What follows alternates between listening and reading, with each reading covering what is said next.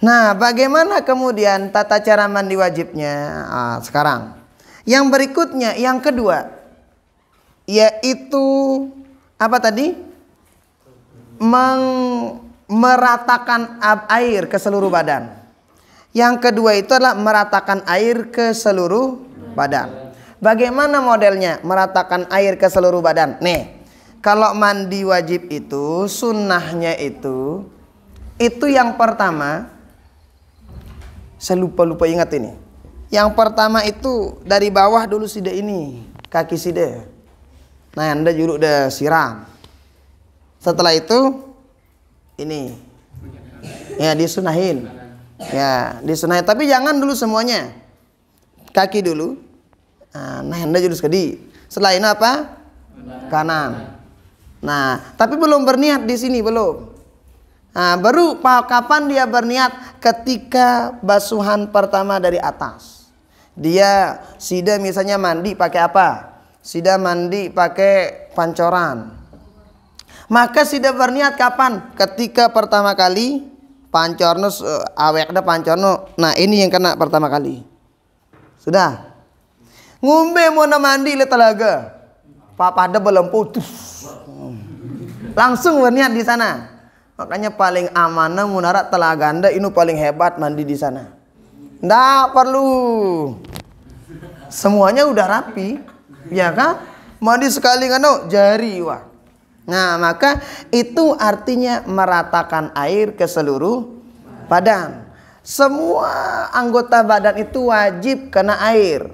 Ketika kapan? Ketika dia itu apa namanya? Ketika kita mandi wajib. Tapi badan yang mana? Badan di sini adalah badan yang kelihatan. Jadi anggota badan yang kelihatan. Nah, kalau dalam mulut nggak wajib. Kalau ini cukup yang kelihatan dari sini aja. Nah, semua anggota badan yang kelihatan itu yang wajib kena sama air ketika mandi wajib. Nah, kalau misalnya dia nggak kena air bagaimana? Ya nggak sah. Tunggu bentar.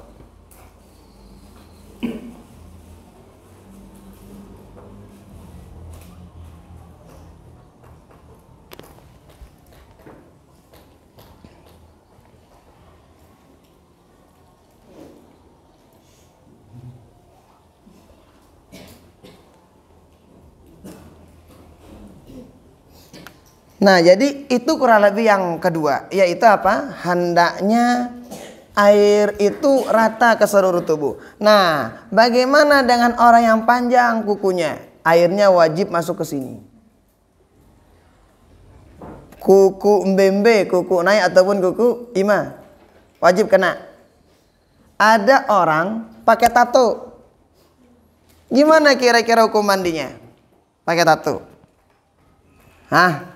Nah, bagaimana kira-kira hukum mandinya orang yang pakai tato? Atau mungkin jadi artinya apa? Sebelum mandi itu semua sesuatu yang menghalangi sampainya air ke bagian yang dibasuh itu hendaknya apa namanya dihilangin dulu semuanya. Misalnya umana arak cat, hilangin dulu catnya. Dia baru pakai minyak wangi apa minyak rambut. Itu biasanya nanti kalau dia nyampur sama apa? Air. Biasanya dia nggak mau nyampur. Dia baru pakai bedak. Tebal. Bedaknya.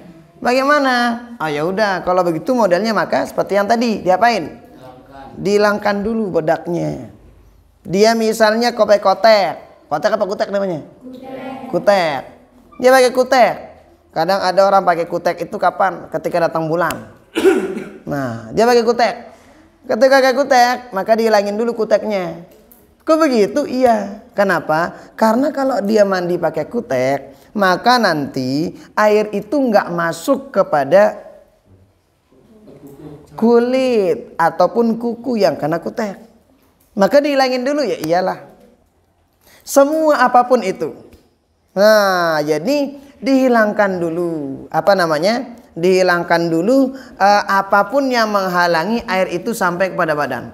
Karena sekali lagi sesungguhnya mandi wajib itu baru dia sah kalau semua anggota badan dari atas sampai bawah itu kena air, kena sama air.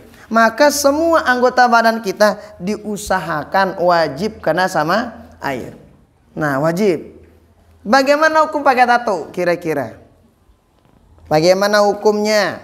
Ada orang mandi, dia ternyata mandi wajib, sedangkan dia pakai tato. Apakah sah hukum mandi wajibnya? Hah? Bagaimana kira-kira? Ada orang wudu, tapi dia tatonya di sini, di tangannya, yaitu di bagian yang wajib untuk dibasuh. Kira-kira apakah sah wudunya? Bagaimana kira-kira? Nah, jadi itu nggak apa-apa, harus kita tahu hukumnya. Tunggu bentar ya.